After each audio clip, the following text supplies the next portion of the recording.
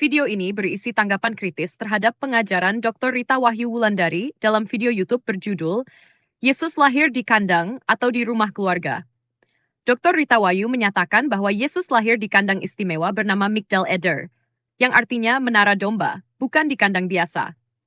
Beliau berbeda pendapat dengan Profesor Ian Paul dan Dr. Joas Adiprasetya, yang berpendapat bahwa Maria melahirkan Yesus di sebuah rumah keluarga di kota Bethlehem. Meskipun video ini bertujuan mengkritisi pandangan Dr. Rita Wahyu, perlu ditekankan bahwa Dr. Rita Wahyu adalah salah seorang cendekiawan yang pengajaran-pengajarannya menolong banyak orang untuk memikirkan firman Tuhan lebih dalam lagi, dan pastinya telah menjadi berkat bagi banyak orang. Beliau adalah cendekiawan yang layak dihargai, tidak berjiwa polemik. Oleh karena itu, sesuai dengan semangat 1 Petrus 3 ayat 15 hingga 16, apapun perbedaan pendapat yang ada antara Dr. Rita Wahyu dengan cendekiawan Kristen lainnya dalam hal tempat kelahiran Yesus, beliau tetap adalah sosok pengajar Kristen yang keberadaannya patut disyukuri oleh orang-orang Kristen di Indonesia. Nah, sekarang mari kita mengkritisi pandangan Dr. Rita Wahyu dalam videonya. Pertama, menjawab kritik Dr. Rita Wahyu terkait Profesor Ian Paul dan Dr. Joas. Dr. Rita Wahyu menuduh bahwa Profesor Ian Paul dan Dr. Joas berpendapat bahwa Yesus tidak layak lahir di kandang yang kotor. Namun, tuduhan ini kurang tepat. Dalam artikel sebagaimana yang dimaksud oleh Dr. Rita Wahyu, tidak terdapat pernyataan yang bersifat penilaian atau penghakiman bahwa Yesus tidak layak dilahirkan di kandang hina. Pandangan Dr. Joas dan Profesor Ian Paul pada dasarnya mengikuti pandangan dari seorang peneliti dunia Timur Tengah bernama Kenneth E. Bailey yang dimuat dalam bukunya yang berjudul Yesus dari Pandangan Orang-orang Timur Tengah. Kedua, menjawab kritik Dr. Rita Wahyu dengan mengkritisi balik Alfred Edersheim dan Targum Pseudo-Jonathan yang menjadi rujukannya. Dr. Rita Wahyu mendasarkan pandangannya pada karya Alfred Edersheim, seorang pemikir Inggris berdarah Yahudi yang mengaitkan kelahiran Yesus dengan Migdal Eder. Namun, pandangan ini dikritik oleh Profesor Wave Nunnally. Alfred Edersheim mengajukan pandangan terkait tempat kelahiran Yesus dengan mendasarkan diri pada pembahasan ulang naskah kuno yang disebut Targum Pseudo-Jonathan atas isi kitab Kejadian 35 ayat 21. Menurut Profesor Wave Nunnally, ada sejumlah masalah serius dengan teks kuno yang disebut Targum Pseudo-Jonathan tersebut. Mengapa Targum Pseudo-Jonathan tidak relevan untuk menjelaskan soal kelahiran Yesus? Targum Pseudo-Jonathan ini baru disusun setelah zaman Yesus, yakni antara abad kedua hingga ke-7 Masehi. Oleh karena itu, tidak serta-merta teks ini mencerminkan pandangan orang Yahudi abad pertama tentang Sang Kristus. Selain itu, penafsiran Targum terhadap Kejadian 35 ayat 21 tidak ditemukan dalam literatur Yahudi awal lainnya, sehingga bukan pandangan yang umum atau diajarkan secara luas. Frasa yang digunakan dalam Targum ketika menjelaskan Kejadian 35 ayat 21 jelas merujuk pada penampakan Mesias di akhir zaman, bukan kelahirannya. Dengan demikian, Targum Pseudo-Jonathan tidak relevan atau tepat untuk digunakan sebagai rujukan dalam menjelaskan peristiwa kelahiran Yesus seperti yang dicatat dalam Injil Lukas. Ada beberapa masalah lain dari Targum Pseudo-Jonathan yang secara rinci dijelaskan Profesor Wave Nunnally dalam tulisannya yang berjudul Modern Midrash, The Myth of Migdal Eder, atau Midrash Modern Mitos Migdal Eder dalam websitenya wavenunnally.com. Jadi, Dr. Rita Wahyu mendasarkan pandangannya pada tulisan Alfred Edersheim yang juga merujuk dari sumber yang memiliki masalah untuk dijadikan rujukan. Ketiga, menjawab kritik Dr. Rita Wahyu dengan menjelaskan soal istilah kata luma dalam konteks Musa maupun konteks Lukas. Dr. Rita Wahyu menjelaskan bahwa istilah Yunani kata luma juga muncul dalam kitab Keluaran 4 ayat 24 versi Septuaginta, dan menurut Alfred Edersheim harus diterjemahkan sebagai inn atau penginapan. Dalam Alkitab Bahasa Indonesia versi terjemahan baru, digunakan istilah tempat bermalam. Namun, apa makna kata tempat bermalam ini dalam bahasa Ibrani maupun Yunani, dan bagaimana menjelaskan penggunaan kata luma dalam Septuaginta? Dalam naskah Ibrani Keluaran 4 ayat 24, kata yang digunakan adalah malon. Kata ini berasal dari akar kata lun, yang berarti menginap atau bermalam. Dalam konteks zaman Musa, merujuk pada tempat peristirahatan sederhana, seperti perkemahan atau tempat berteduh bagi para pelancong di padang gurun.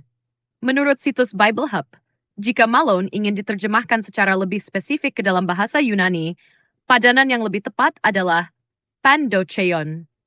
Istilah ini digunakan dalam kisah orang Samaria yang baik hati, Lukas pasal 10 ayat 34, yang memang merujuk pada penginapan berbayar. Namun, Septuaginta menerjemahkan Malon menjadi kata luma. Dalam hal ini, perlu diperhatikan bahwa dalam konteks Musa, kata luma lebih tepat dipahami sebagai tempat perkemahan sederhana, bukan penginapan seperti yang dibayangkan pembaca Alkitab King James Version pada abad ke-17. Dr. Rita Wahyu lebih dari sekali menggunakan terjemahan Alkitab King James Version yang justru lahir dari konteks wawasan dunia teologi barat untuk mendukung pandangannya bahwa kata luma adalah inn atau tempat penginapan yang berkonotasi seperti hotel atau losmen. Kata luma dalam konteks Musa, zaman keluaran, lebih tepat digambarkan sebagai tempat-tempat peristirahatan berbentuk perkemahan sederhana bagi para pelancong, bukan inn atau tempat penginapan seperti yang dibayangkan para pembaca Alkitab versi King James di Inggris di tahun 1600 Masehi. Hal seperti ini juga dijelaskan dalam buku-buku tafsiran seperti karya Ellicott dan juga dalam Pulpit Commentary yang mengatakan bahwa di Semenanjung Sinai di zaman Musa tidak ada inn atau tempat penginapan sebagaimana yang kita pahami di masa modern. Itu sebabnya istilah kata luma dalam kitab Keluaran 4 ayat 24 versi Septuaginta harus dipahami dalam konteks zaman Musa. Kata luma yang ada dalam konteks Musa tidak bisa serta-merta dikenakan pada kata luma dalam konteks zaman Yesus. Yusuf dan Maria tidak sedang mencari kata luma berbentuk perkemahan sederhana atau tenda-tenda. Jadi, penggunaan kata-kata luma di Septuaginta harus dipahami dalam konteks latar belakang budaya dan konteks zaman dari kisah yang diceritakan. Bukankah sudah menjadi pemahaman umum bahwa makna satu kata yang sama bisa berubah? Apalagi kalau jaraknya terpisah sekitar 1.500 tahun antara sebelum Masehi dan sesudah Masehi. Nah, ketika membaca kisah kelahiran Yesus dalam Injil Lukas, maka gunakanlah perspektif Lukas atau orang-orang sezaman Lukas ketika memahami kata itu. Jangan pakai perspektif orang di zaman Musa, karena jika itu dilakukan, berarti kita meleset dalam memahami konteks, sehingga penafsiran Dr. Rita Wahyu pun menjadi bersifat anakronistik. Keempat, menjawab kritik Dr. Rita Wahyu dengan menunjukkan bahwa penafsiran yang menyatakan Yesus dilahirkan di Migdal Eder bersifat problematik. Dr. Rita Wahyu menyatakan bahwa Yesus dilahirkan di Migdal Eder, sebuah kawasan di sekitar Bethlehem. Profesor Wave Nunnally menegaskan bahwa dalam Lukas pasal 2 ayat 11 dengan jelas dicatat perkataan malaikat yang menyatakan bahwa Kristus lahir di kota Daud, yaitu di kota Bethlehem. Jadi, bukan di sekitar atau di dekat kota Daud, tetapi secara spesifik dikatakan di kota Bethlehem. Pandangan tentang kelahiran Yesus di Migdal Eder berasal dari tafsiran Alfred Edersheim atas Targum Pseudo-Jonathan. Namun, tafsiran ini telah dikritisi oleh Profesor Wave Nunnally. Dr. Bambang Norsena memberikan pandangan serupa. Menurutnya, Migdal Eder lebih tepat dianggap sebagai tempat para gembala menerima berita dari malaikat, dan setelah itu mereka pergi ke dalam kota Bethlehem untuk menemukan bayi Yesus. Dengan demikian, ia menolak pandangan bahwa Yesus dilahirkan di Migdal Eder. Selain itu, dalam video lain, Dr. Bambang Norsena menunjukkan situs gereja di Tanah Suci yang diyakini sebagai rumah tempat kelahiran Yesus. Dalam situs tersebut terdapat dua bagian utama. Lantai atas, yang biasanya digunakan untuk tamu atau orang asing menginap. B. Lantai bawah, yang menjadi tempat Yesus dilahirkan. Pandangan ini sejalan dengan penjelasan Kenneth Bailey, pakar Timur Tengah, yang menyatakan bahwa Yesus dilahirkan di ruang keluarga lantai dasar. Ruang ini merupakan area multifungsi di rumah-rumah orang Israel pada masa itu. Selain digunakan untuk tidur dan aktivitas sehari-hari, ruang keluarga juga memiliki area khusus untuk memelihara hewan peliharaan. Oleh karena itu, tidak mengherankan jika ada palungan di dalam ruang tersebut. Pemahaman akan kebiasaan ini membantu kita mengerti konteks kisah Alkitab lainnya, seperti Hakim Yefta dalam Hakim-Hakim 11 ayat 30 hingga 35, di mana hewan peliharaan sering berada dekat dengan keluarga. Dengan latar belakang historis dan kebiasaan masyarakat Timur Tengah ini, pandangan bahwa Yesus lahir di dalam rumah keluarga di Bethlehem lebih masuk akal dibandingkan anggapan bahwa ia lahir di Migdal Eder. Kelima, menjawab kritik Dr. Rita Wahyu yang bertanya, mengapa nama keluarga Yusuf tidak disebutkan? Dr. Rita Wahyu mempertanyakan, jika Yesus dilahirkan di salah satu rumah keluarga Yusuf, mengapa nama keluarga tersebut tidak disebutkan dalam kitab Lukas? Jawaban untuk hal ini sebenarnya sederhana. Lukas menulis Injilnya berdasarkan ilham Roh Kudus, dan agenda penulis yang diilhami tersebut tidak menempatkan nama keluarga Yusuf sebagai hal yang signifikan. Jika kita membalikan pertanyaan ini, Maka kita juga bisa bertanya, jika Migdal Eder memang begitu penting, mengapa Lukas tidak secara khusus menyebutkan, apalagi Lukas dikenal sebagai seorang cendekiawan yang teliti dan memiliki kemampuan sebagai sejarawan. Sebelum menulis, ia meliti berbagai sumber untuk memastikan akurasi narasinya. Jika Migdal Eder memiliki signifikansi yang besar, terutama jika diklaim sebagai penggenapan nubuatan Nabi Mika, maka sangat mungkin Lukas akan menyebutkannya secara eksplisit.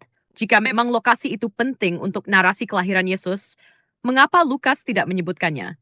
Sebaliknya, ia secara tegas mencatat bahwa Kristus lahir di kota Daud, menegaskan bahwa kelahiran Yesus terjadi di dalam kota Bethlehem, sesuai dengan maksud ilahi dan fokus narasi Injil yang diilhami Roh Kudus. Keenam, menjawab kritik Dr. Rita Wahyu yang menanyakan, apakah Maria dikorbankan oleh sanak saudaranya Yusuf? Dr. Rita Wahyu mempertanyakan, jika Maria dan Yusuf datang ke rumah sanak saudaranya di Bethlehem, apakah mungkin Maria yang sedang hamil besar dibiarkan tanpa tempat di Kataluma, yaitu ruang inap untuk tamu atau orang asing? Bukankah seharusnya saudara-saudaranya menyingkir dan memberikan ruang itu kepada Maria? Pertanyaan ini bisa dijawab dengan mempertimbangkan konteks budaya dan situasi saat itu. Pada waktu sensus yang diadakan oleh Kaisar Romawi, semua orang kembali ke kampung halaman mereka. Banyak kerabat Yusuf kemungkinan telah tiba lebih dahulu di Bethlehem dan menempati ruang-ruang tamu atau kataluma yang ada. Dengan banyaknya orang yang hadir, kataluma-kataluma tersebut mungkin sudah penuh sesak dengan barang-barang dan keluarga besar, termasuk anak-anak mereka. Namun, Alkitab tidak mencatat bahwa Maria kemudian dikorbankan dengan mendapatkan tempat yang buruk. Sebaliknya, ada kemungkinan besar Maria ditempatkan di ruang keluarga di lantai bawah. Di rumah tradisional Timur Tengah, lantai bawah adalah tempat keluarga menjalankan aktivitas sehari-hari seperti memasak, makan, tidur, dan menyimpan hewan peliharaan seperti keledai. Di ruang inilah palungan sering ditemukan, karena pada malam hari hewan-hewan dibawa masuk untuk perlindungan. Jadi adalah salah jika dianggap bahwa keluarga Yusuf tidak memperhatikan kondisi Maria. Justru, mereka mungkin memberikan ruang yang lebih tenang dan privat di lantai bawah. Dr. Ian Paul dan Dr. Joas Adi Prasetya membantah pandangan bahwa Yusuf dan Maria ditolak oleh kerabat mereka. Penolakan seperti itu tidak sesuai dengan budaya Timur Tengah yang sangat menjunjung tinggi nilai keramah tamahan. Dalam budaya tersebut, tamu bahkan dianggap sebagai tanggung jawab moral dan spiritual tuan rumah. Dr. Rita Wahyu sendiri dalam videonya mengakui pentingnya keramah tamahan di Timur Tengah, seperti yang dicontohkan Abraham ketika menjamu 3 tamunya yang ternyata adalah malaikat Tuhan. Keramah tamahan yang sama juga terlihat pada Lot di Sodom dan Gomora, serta seorang tua dari Efraim dalam Hakim-Hakim 19 ayat 15 hingga 21. Pendeta Andar Ismail, dalam bukunya Selamat Natal, menekankan bahwa cerita penolakan terhadap Yusuf dan Maria membingungkan orang-orang Kristen di Timur Tengah. Menurut mereka, penolakan seperti itu hampir tidak mungkin terjadi di masyarakat mereka. Jadi Yusuf dan Maria diarahkan ke ruang bawah, yaitu ke ruang keluarga, bukan ke ruang yang lebih buruk daripada kataluma, seperti yang disalah mengerti oleh Dr. Rita Wahyu. Jadi, tuduhan Dr. Rita Wahyu salah alamat. Dia sedang mengkritik pandangan yang juga sedang dikritik oleh Dr. Joas dan Profesor Ian Paul. Pandangan Dr. Rita Wahyu tampak tidak konsisten. Dr. Rita Wahyu mengkritik penekanan Dr. Joas dan Profesor Ian Paul mengenai keramah tamahan. Tetapi di sisi lain, ia sendiri membangun argumennya berdasarkan prinsip keramah tamahan. Ketujuh, menjawab kritik Dr. Rita Wahyu yang menyatakan bahwa pandangan Dr. Joas Adi Prasetya dan Profesor Ian Paul didasari oleh semangat kemanusiaan. Pendapat yang diajukan oleh Dr. Joas Adi Prasetya dan Profesor Ian Paul tentang kelahiran Yesus didasarkan pada pandangan seorang pakar Timur Tengah, Kenneth E. Bailey. Bailey menyelidiki kisah kelahiran Yesus dari sudut pandang budaya Timur Tengah. Meskipun Dr. Joas Adi Prasetya mencoba menarik implikasi dari penelitian Bailey untuk menyoroti aspek kemanusiaan, landasan utamanya tetap berakar pada penelitian budaya tersebut. Jadi, klaim bahwa pandangan mereka didasari oleh semangat kemanusiaan sebenarnya terbalik, karena penelitian ini lebih menekankan pada pemahaman kontekstual budaya setempat pada masa itu. Kedelapan, menjawab kritik Dr. Rita Wahyu yang menganggap bahwa semangat kemanusiaan yang ditonjolkan Dr. Joas Adi Prasetya adalah karena pengaruh cara berpikir dunia barat. Dr. Rita Wahyu menilai bahwa semangat kemanusiaan yang ditonjolkan oleh Dr. Joas Adi Prasetya berasal dari pengaruh cara berpikir barat. Hal ini dianggap terkait dengan latar pendidikan Dr. Joas Adi Prasetya dan Profesor Ian Paul yang berlatar Amerika Serikat. Namun, klaim ini kurang akurat. Berikut adalah koreksi terhadap informasi tersebut. Profesor Ian Paul adalah seorang teolog yang berlatar pendidikan dari Inggris, bukan Amerika. Pendapat Dr. Joas Adi Prasetya dan Profesor Ian Paul justru tidak dipengaruhi oleh cara pikir Barat.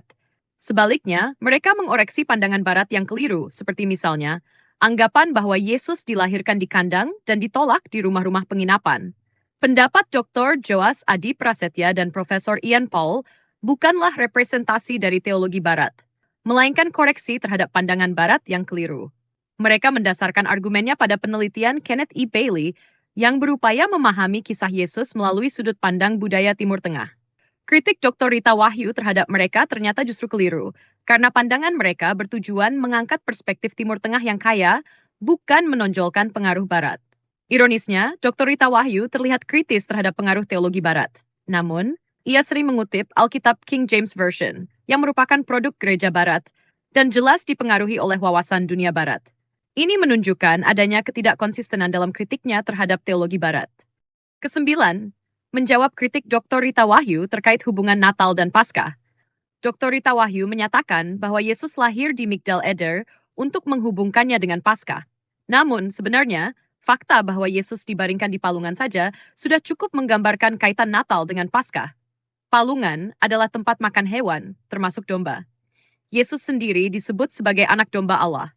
Dengan demikian, ketika Yesus sang anak domba Allah dibaringkan di tempat makan domba, hal ini langsung mengarahkan pikiran kita kepada karya penebusannya melalui kematian di kayu salib sebagai anak domba Allah yang menghapus dosa dunia. Peristiwa kelahiran Yesus di palungan ini lebih menggambarkan simbolisme dari perannya sebagai juru selamat yang akan memberikan dirinya bagi keselamatan umat manusia, yang kemudian tergenapi pada Paskah ketika dia memberikan dirinya sebagai korban penebusan. Ke-10. Menjawab kritik Dr. Rita Wahyu bahwa Yohanes 1 ayat 11 adalah bukti adanya adegan penolakan dalam kisah kelahiran Yesus. Dr. Rita Wahyu mengutip Yohanes 1 ayat 11 untuk menekankan bahwa Yesus mengalami penolakan saat lahir. Namun, Yohanes 1 ayat 11 berbicara tentang penolakan secara umum, bukan penolakan khusus dalam kisah kelahiran Yesus. Ayat ini berbicara tentang kenyataan bahwa meskipun Yesus datang ke dunianya, dunia tidak mengenalinya dan banyak orang menolaknya. Penolakan ini lebih mengarah pada penolakan spiritual dan pengabaian atas siapa dirinya sebagai Mesias yang dijanjikan. Dalam kisah kelahiran Yesus, tidak ada catatan Alkitab yang menyebutkan bahwa Yusuf dan Maria ditolak di rumah-rumah penginapan. Bahkan, Alkitab tidak pernah mencatat bahwa Yesus lahir di kandang. Yang ada hanyalah kata palungan. Dan penulis Injil Lukas dikenal sangat detail dalam penulisannya. Tidak ada indikasi penolakan secara eksplisit dari pemilik rumah penginapan. Maka, anggapan bahwa Yesus ditolak di rumah penginapan perlu dikritisi, karena teks Alkitab tidak menyatakan demikian. Justru palungan yang disebutkan dalam Injil Lukas menunjukkan perhatian dan kesiapan keluarga untuk menerima Yesus, meskipun dengan kondisi yang terbatas. Jika ingin melihat penolakan dalam kisah kelahiran Yesus, tokoh yang mewakilinya adalah Herodes, yang menolak untuk menyambut Sang Raja Mesias. Herodes, dalam ketakutannya akan ancaman kekuasaannya, berusaha membunuh Yesus. Dan jika ingin melihat bagaimana Mesias hadir tapi umatnya tidak mengenalnya, itu dapat diwakili oleh keberadaan para ahli kitab di Yerusalem yang tidak mengerti tanda-tanda kedatangan Mesias, meskipun mereka mempelajari kitab-kitab nubuat. Namun, tidak ada indikasi penolakan dari pemilik rumah penginapan karena konsep rumah penginapan dalam cerita ini juga masih menjadi perdebatan. Sebagai penutup, Dr. Rita Wahyu menyatakan bahwa Yesus lahir di kandang, tetapi bukan kandang hina, melainkan di Migdal Eder. Ia juga mengajukan gagasan-gagasan yang berbeda dari ahli-ahli lainnya terkait keadaan di seputar kelahiran Yesus. Secara singkat, video ini menunjukkan bahwa pendapat Dr. Rita Wahyu berbeda dengan pandangan Profesor Ian Paul, Profesor Wave Nunali, seorang pakar Timur Tengah, Kenneth E. Bailey, Dr. Joas Adi Prasetya, dan Dr. Bambang Noorsena. Jika dibandingkan dengan tulisan Pendeta Andar Ismail, pandangan Dr. Rita Wahyu bahwa Maria mengalami penolakan dari pemilik rumah penginapan dinilai tidak sesuai dengan budaya Timur Tengah, di mana keramah tamahan adalah suatu nilai yang sangat dijunjung tinggi. Demikian komentar kritis atas pengajaran Dr. Rita Wahyu yang dimuat dalam salah satu videonya. Meskipun ada perbedaan pendapat, tetapi kalimat teolog reformed bernama Tim Keller yang dikutip Dr. Rita Wahyu memang berguna untuk kita perhatikan bunyinya. Ketika kamu mendengarkan dan membaca satu orang pemikir, kamu menjadi seorang penduplikat. Ketika kamu mendengarkan dan membaca dua pemikir, kamu menjadi bingung. Ketika kamu mendengarkan dan membaca 10 pemikir, kamu mulai mengembangkan pendapatmu sendiri. Ketika kamu mendengarkan dan membaca 2 atau 300 orang pemikir, kamu menjadi bijaksana selain mengembangkan pendapatmu sendiri. Kalimat ini mengingatkan kita bahwa memahami suatu topik atau isu tidak hanya melibatkan satu perspektif, tetapi perlu melibatkan banyak pemikiran yang beragam. Melalui proses ini, kita dapat memperluas wawasan kita, mempertajam pemahaman, dan membangun kesimpulan yang lebih mendalam dan bijaksana. Dalam konteks perdebatan tentang kelahiran Yesus, hal ini juga mengajarkan kita untuk terbuka terhadap berbagai pandangan dan membentuk pemahaman yang lebih holistik dan berbasis pada penelitian yang lebih luas.